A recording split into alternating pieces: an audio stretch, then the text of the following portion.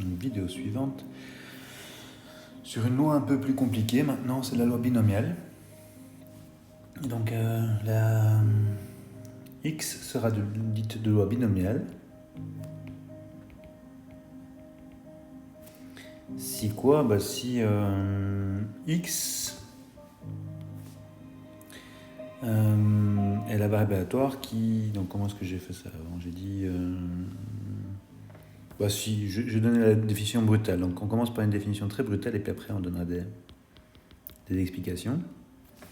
Donc, si x appartient à 0 jusqu'à n, et si la probabilité que x soit égal à j est bien égale à cjn, enfin, bien égale, est égale à cjn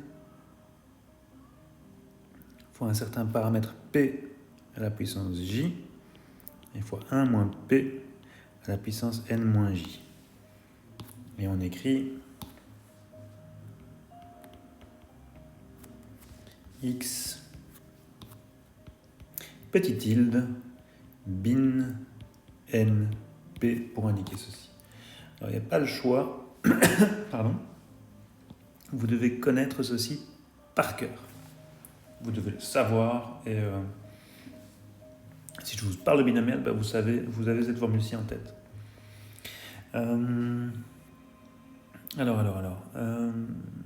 Quelles sont les propriétés de cette loi? Alors, on va commencer par une petite vérification. Est-ce que la somme fait bien 1? Parce que la somme pour j qui va de 1 à n, pardon, de 0 à n, parce que c'est la somme sur toutes les valeurs possibles, de c, j, n, p à la puissance j, 1 moins p à la puissance n moins j, ça vaut quoi ça? C'est pas si simple à voir en fait, mais donc on triche en utilisant une formule qu'on suppose connue par ailleurs. Alors, je triche comment? J'utilise une formule qui s'appelle le binôme de Newton.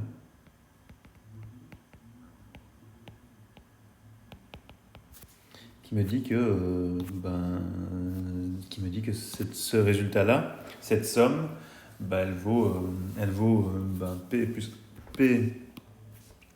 1 moins p à la puissance n, ce qui fait effectivement 1. Donc je suis content. Donc la vérification est faite. Modulo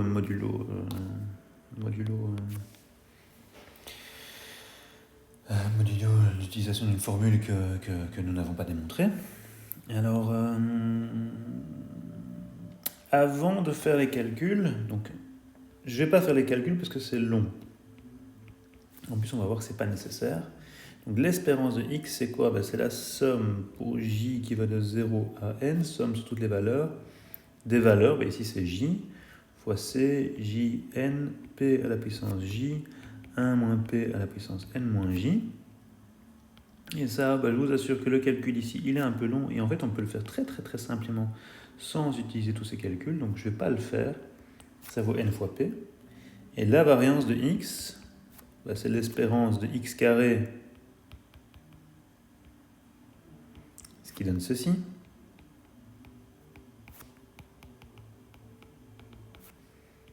Moins l'espérance de x au carré. Et ça, de nouveau, c'est un peu long à calculer et c'est pas nécessaire. Ça vaut n fois p fois 1 moins p. Alors, vous allez me dire, mais s'il ne faut pas connaître les calculs, comment est-ce qu'on peut le vérifier que c'est vrai? Et en fait, on va maintenant faire l'interprétation. Et grâce à cette interprétation, on va réussir à faire les calculs ci-dessus très très simplement. Donc, interprétation.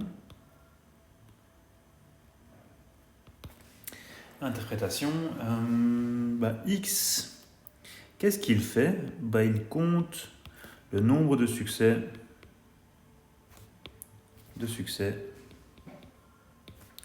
lors de n répétitions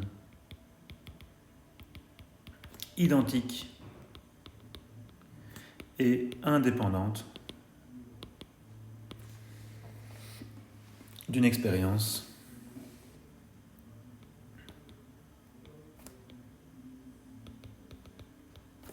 de Bernoulli. Donc c'est très très important que vous reteniez ceci. Une binomiale, qu'est-ce qu'elle fait? Ça compte le nombre de succès lorsque je répète n fois une même expérience de type Bernoulli de façon identique et de paramètres et indépendante. Et je prends le paramètre de cette expérience de type Bernoulli qui est fixe pour toutes les expériences et qui vaut P.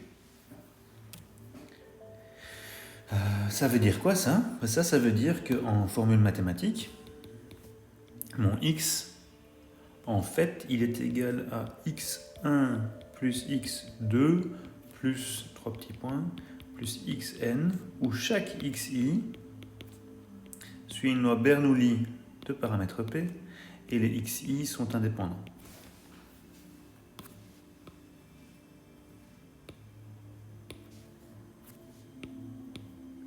Vous allez me dire, mais ça, c'est pas du tout évident. Si, en fait.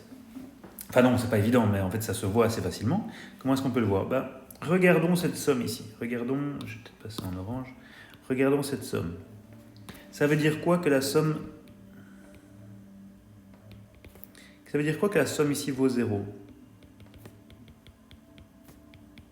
Et ça, si la somme vaut 0, vu que chacun de mes xi vaut soit 0, soit 1, chacun de ceux-là, n'oubliez pas, une Bernoulli, c'est soit 0, soit 1. Si la somme totale vaut 0, ça veut dire que tous les xi sont égaux à 0.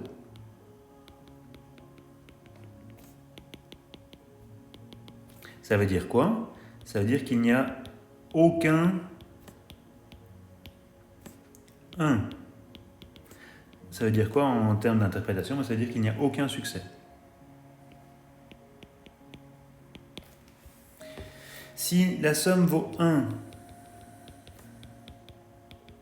ça veut dire quoi? Ça veut dire qu'il y a une des variables aléatoires qui vaut 1. Donc il y a un indice qui vaut 1 et tous les autres valent 0. Ça veut dire quoi? Ça veut dire qu'il y a un résultat 1 et n-1, 0. Ça veut dire quoi en termes d'interprétation? Ça veut dire qu'il y a un succès. Donc effectivement, si la somme des xi vaut 1, ça veut dire qu'il y a un succès. Si je continue, j'en ferai encore un. Si la somme des xi vaut 2, ça veut dire quoi? Ça veut dire qu'il y a 2 xj qui valent 1. Et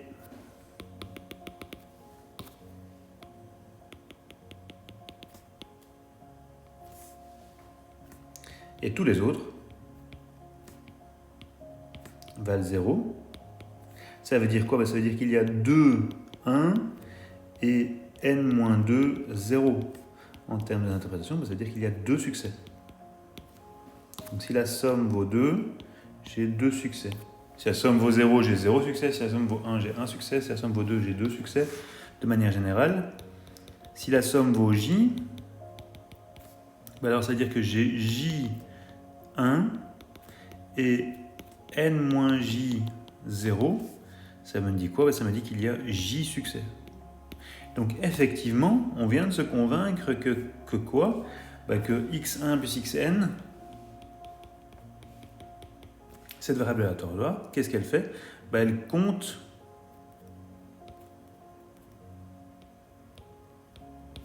le nombre de succès lors de n répétitions identiques et indépendantes d'une même expérience de type Bernoulli. Ça veut dire quoi? Ça veut dire que j'ai mon x1. x1 vaut soit 1, soit 0 si l'expérience 1 est un succès ou un échec. x2 vaut 0 ou 1 si, selon que l'expérience 2 est un succès ou un échec. Et ainsi de suite jusqu'à xn-1. Allez, je vais mettre un xj et puis xn-1, xn. Chacun de ces gars-là représente une expérience.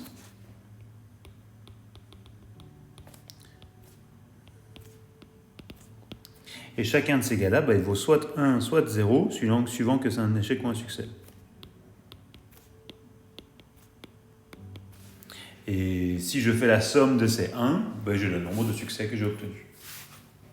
Ok, donc ça me dit bien que l'interprétation qui est ici correspond bien à cette variable aléatoire-là. Mais rien ne me dit que ça et ça, c'est la même chose. Pour voir que ça et ça, c'est la même chose, il faut que je vois que les lois sont les mêmes. Ici. Alors continuons notre petite discussion. De plus, donc x1 plus xn, quelles sont les valeurs possibles que ça peut prendre? Si tous valent 0, ça vaut 0. Si on a un qui vaut 1 et que les autres valent 0, ça vaut 1. Et ainsi de suite jusqu'à le fait que tous valent 1. Et si tous valent 1, ça vaut n. Donc ce machin-là, il va de 0 à n. Et la probabilité que x1 plus 3 petits points plus xn vaut j, c'est quoi? C'est la probabilité qu'il y ait j succès parmi n possibilités.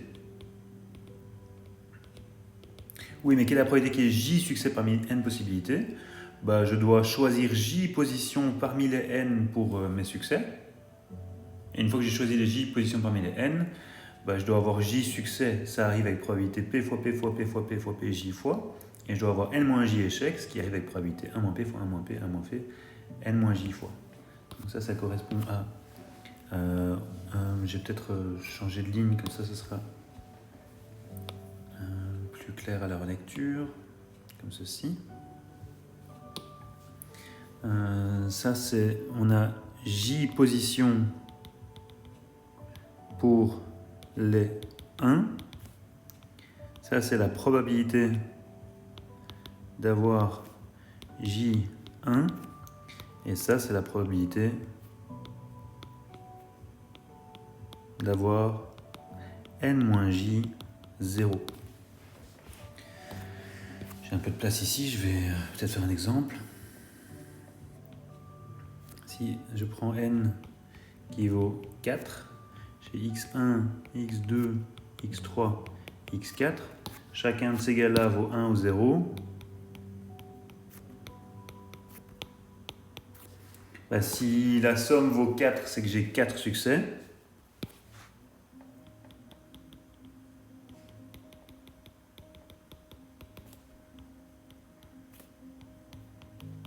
C'est-à-dire que j'ai 1, 1, 1, 1. Si la somme vaut 0, ça veut dire que j'ai 4 échecs. J'ai 0, 0, 0, 0. Si la somme vaut 3, ça veut dire que j'ai 1, 0 et 3, 1. Et donc c'est soit c'est 0, 1, 1, 1, ou alors c'est 1, 0, 1, 1, ou alors c'est 1, 1, 0, 1, ou alors... je crois que vous avez vu l'idée, quoi. Je vais gagner un petit peu de place, comme ça. Voilà. Ou alors c'est 1, 1, 1, 0. Si la somme vaut 2, ça veut dire que j'ai 2, 1 et 2, 0. Donc c'est 1, 1, 0, 0, ou alors 1, 0, 1, 0, ou alors, etc. J'en ai marre. Et il reste le fait que la somme vaut 1. Si la somme vaut 1, c'est que j'ai 3, 0 et 1, 1. Ce sera la même chose que celui-ci où j'inverse les 1 et les 0. Donc, effectivement, le fait que mes xi valent soit 0, soit 1, ça force que la connaissance de la valeur de la somme nous renseigne sur le nombre de 1 et le nombre de 0. Ça nous renseigne sur le nombre de succès. Et la probabilité d'avoir j succès, si je veux avoir j succès parmi n expériences, je dois choisir les positions pour les 1. Donc j'ai n expériences, comme ça. 1, 2, 3, tac, tac, tac, jusqu'à n. Je dois choisir les positions pour les succès. Je vais les mettre en vert, le succès. Voilà, comme ça ici. Je vais mettre j succès parmi les n positions. Les autres sont d'office des échecs. Et quelles sont les probabilités? Combien de façons est-ce qu'il y a de choisir ces j succès? C'est donné par le coefficient binomial qui est ici. Et quelle est la probabilité d'avoir j succès? C'est p fois p fois p fois p j fois. Et quelle est la probabilité d'avoir n-j échec? C'est 1 moins p fois 1 moins p fois 1 moins p j fois. n-j fois. Ok. J'espère que c'est clair. Si ça n'est pas clair, vous me posez des questions. Donc, peut-être un petit exemple un peu idiot, mais vous en ferez plein, ou vous en avez peut-être déjà fait plein dans les TP. Si vous avez 20 questions à choix multiples, 5 items de réponse, et vous répondez au hasard, vous avez 20 questions, question 1, question 2, question 3, question 4, etc. jusqu'à question 20. Et chaque fois, vous avez une chance sur 5 de répondre correctement.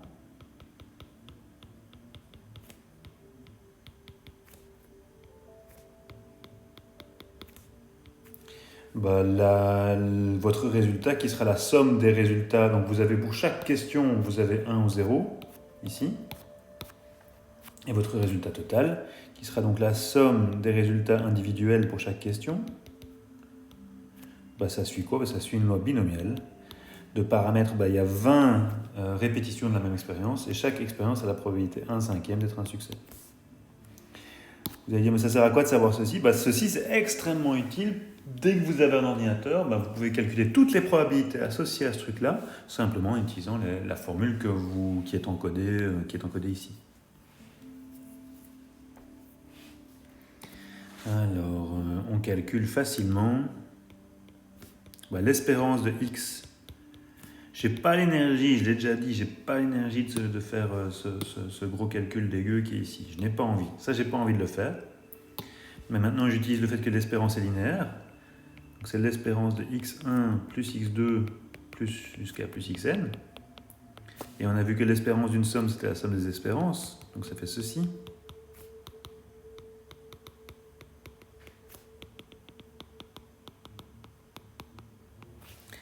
Oui, mais ça c'est cool. Enfin, ça c'est cool.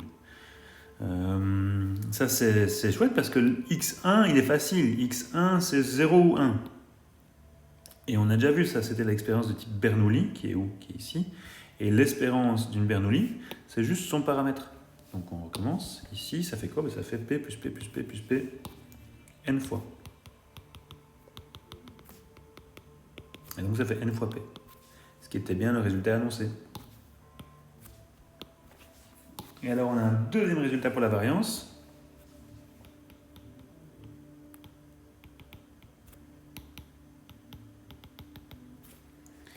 On va utiliser le fait suivant, donc je vais appeler ça un théorème, que vous ne savez pas prouver.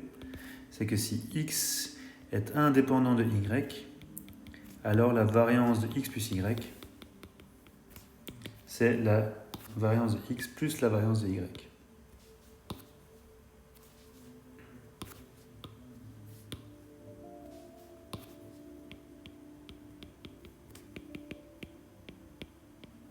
Donc ça, c'est un résultat très important que vous reverrez en long et en large dans votre cours de biostat quand vous parlerez de covariance.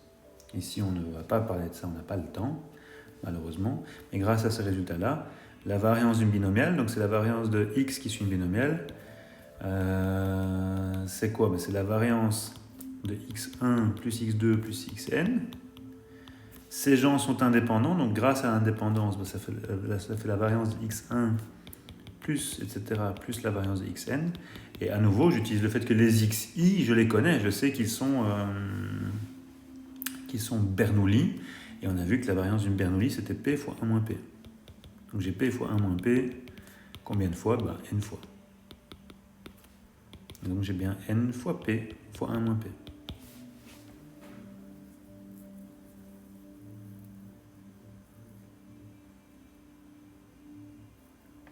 Et ce qui me donne le résultat. Le résultat qui est ici, mais sans calcul. Donc on est content. Voilà.